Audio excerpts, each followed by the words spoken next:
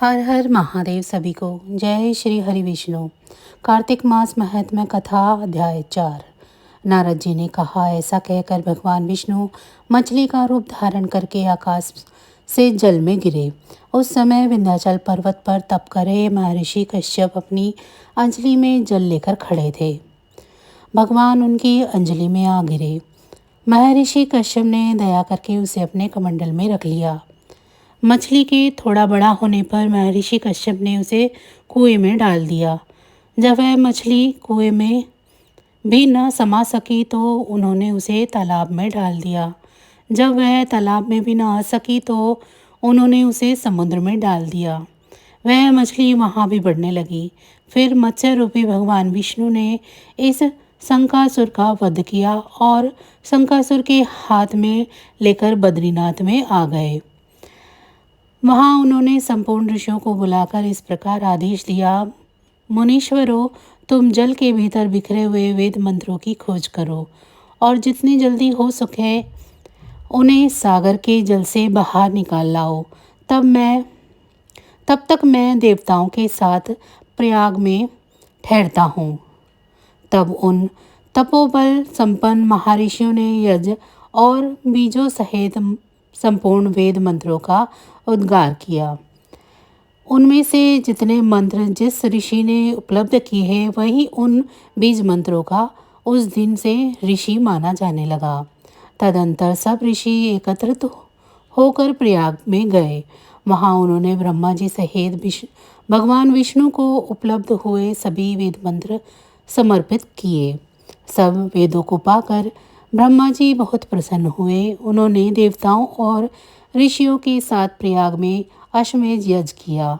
यज्ञ समाप्त होने पर सब देवताओं ने भगवान से निवेदन किया, हे देवानिदेव जगन्नाथ, इस स्थान पर ब्रह्मा जी ने खोए हुए वेदों को पुनः प्राप्त किया है और हमने भी यहाँ आपके प्रसाद से यज्ञ भाग पाए हैं।